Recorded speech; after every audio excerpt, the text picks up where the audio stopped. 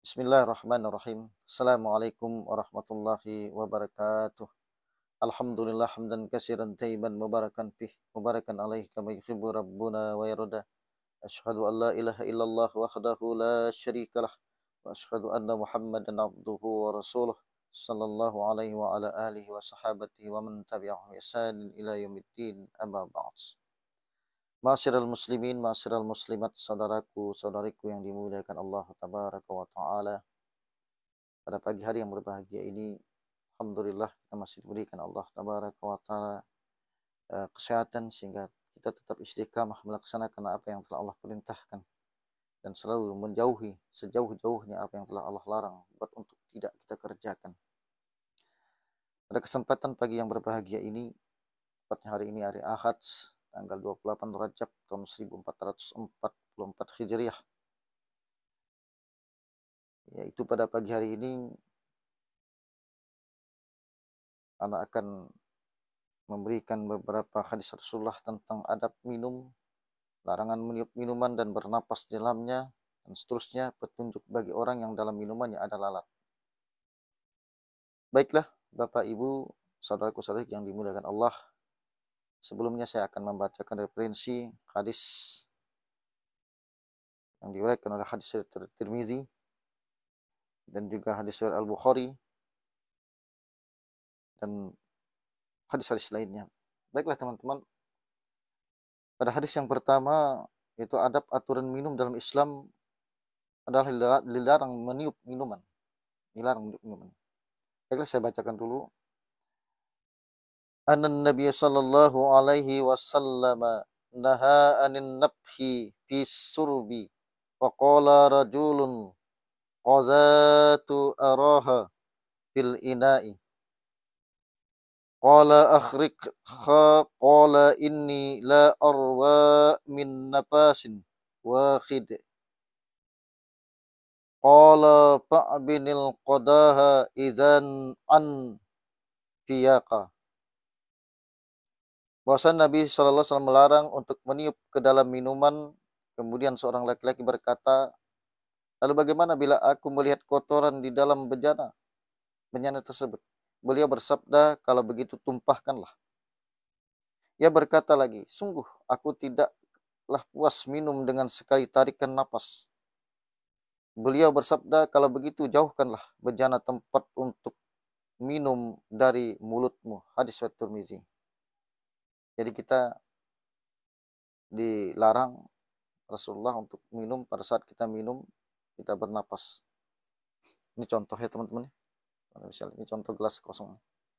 Jadi waktu kita minum, yang referensi daripada hadis ini, ada kotoran di dalam gelas kita ini. Dalam gelas ada satu kotoran. Jadi jangan kita buang. Airnya jangan kita buang. Kita masukkan ke dalam, tumpahkan di dalam satu tempat yang agak besar sedikit. Lalu kita buang sampahnya, lalu kita minum. Dan jangan kita bernapas. Kalau jangan, jauhkan. Kita waktu kita minum, kita jangan bernapas. Ya, begitu teman-teman ya. Itu mungkin teman-teman bisa mempraktikkan sendiri. Jadi kalau ada sampah di dalam ataupun kotoran di dalam gelas minuman kita, jangan kita buang airnya. Seperti mungkin ada air kopi, mungkin teh, susu. Jadi sayang kalau kita buang ya. Ini dilarang Rasulullah. Jangan kita buang, tapi kita tumpahkan salah satu tempat yang atau bejana. Jadi kita tuangkan, kita buang sampahnya, airnya kita minum lagi.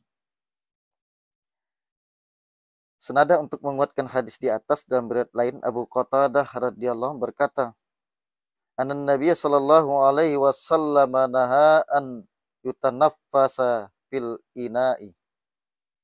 Bahwasanya Nabi sallallahu alaihi wasallam melarang menghembuskan napas di dalam bejana. Hadis Al-Bukhari. Jadi kita larang dalam bejana itu.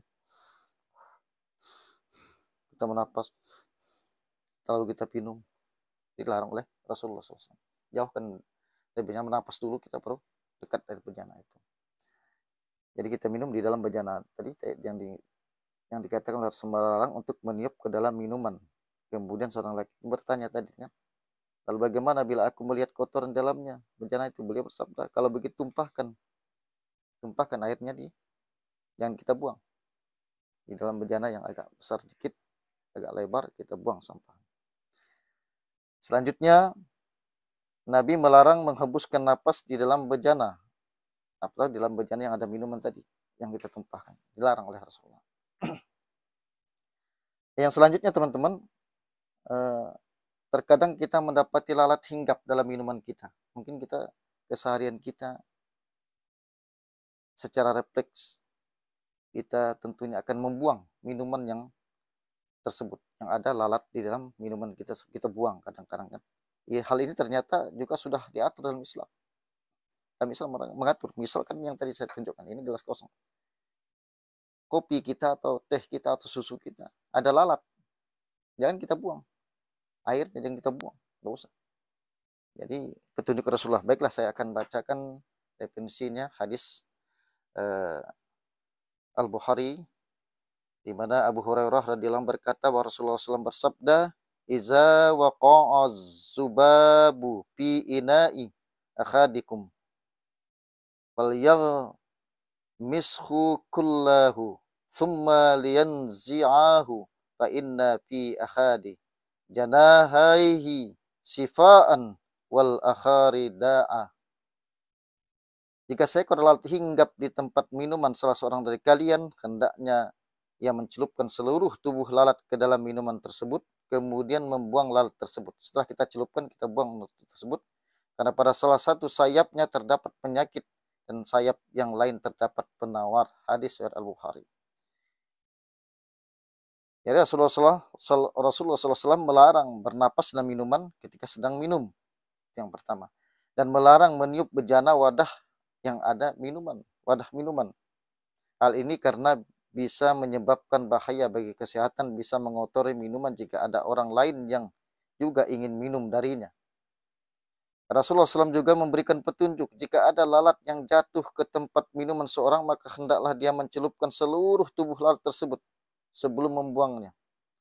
Artinya bukan membuang airnya, tapi membuang lalatnya. Sebelum kita buang lalatnya, kita celupkan. Itu petunjuk dari Rasulullah. Karena pada salah satu sayapnya terdapat penyakit, dan pada sayap lainnya terdapat penawar. Terdapat penawarnya. Ketika penyakit dan penawarnya bercampur dalam minuman, maka dengan izin Allah, efek penyakit itu bisa hilang dan minuman itu tidak jadi dibuang. Jadi jangan kita buang. Ada lalat, misalnya yang tadi saya tunjuk ini, lalat masuk ke dalam ini. Kita celupkan, habiskan, celupkan lalat tersebut, baru kita buang lalatnya. Bisa kita minum. Karena kata Rasulullah, salah satu dari sayap nyamuk itu, sayap lalat itu ada penawar daripada penyakit yang dibawanya dari salah satu sayap yang lain. Nah, itu teman-teman ya. Jadi adapun hikmah dari untain hadis, beberapa hadis di atas tadi yang saya bacakan referensinya.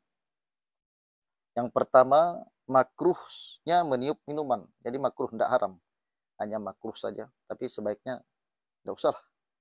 Kalau sudah makruh ya udah, jangan kita lakukan. Yang kedua, jika seorang melihat ada kotoran dalam minumannya, hendaknya ia tidak meniupnya, melainkan menuangkannya atau menumpahkannya sedikit. Ada kotoran, tumpahkan sedikit, tidak apa. Jangan dibuang. Yang ketiga, disunnahkan bagi yang ingin bernapas ketika sedang minum, hendaknya menjauhkan tempat minuman dari mulutnya. Jadi kita bernapasnya. Sebelum kita bernapas, kita jauhkan dulu. Minuman kita jauhkan dulu. Udah kita bernapas, ya udah baru kita minum. Tahan. Itu salah satu sunnah dari Rasulullah. Yang keempat, bahwasanya minuman yang terdapat lalatnya tidak menjadi najis. Jadi minuman yang ada lalat di dalamnya itu tidak najis, kata Rasulullah. Bahkan disyariatkan untuk mencelupkan seluruh tubuh lalat itu, kemudian membuang lalat. Jadi itu salah satu teman-teman ya, yang mungkin keseharian kita hal-hal begini kita anggap sepele ya teman-teman ya. Dan masih banyak lagi teman-teman yang mungkin teman-teman bisa mengikuti beberapa hadis-hadis Rasulullah yang mungkin pada kesempatan yang lain saya akan berbagi kepada teman-teman.